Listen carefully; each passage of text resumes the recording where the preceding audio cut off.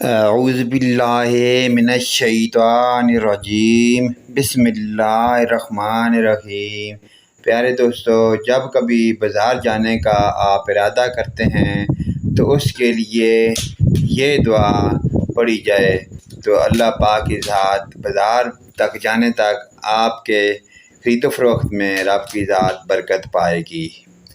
یہ دعا حضرت صلی اللہ علیہ وآلہ وسلم کا بازار میں پڑھنا معمول تھا۔ بسم اللہ اللہم انی اسألک خیر هذه السوق وخیر ما فیہا وأعوذ بک من شرها وشر ما فیہا اللہم انی اعوذ بک ان اصیب فیہا صفقات حاضرات۔ ترجمہ سماعت فرمائیں۔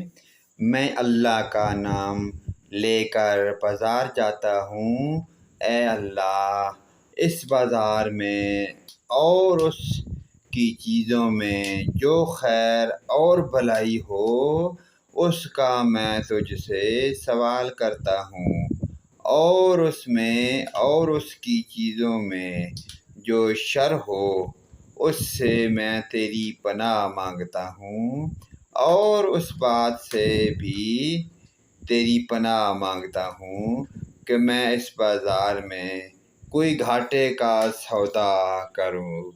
پیارے دوستو، اس پیاری دعا کو اپنے والدین، رشتہ داروں اور دوستوں بھائیوں کے ساتھ شیئر کریں۔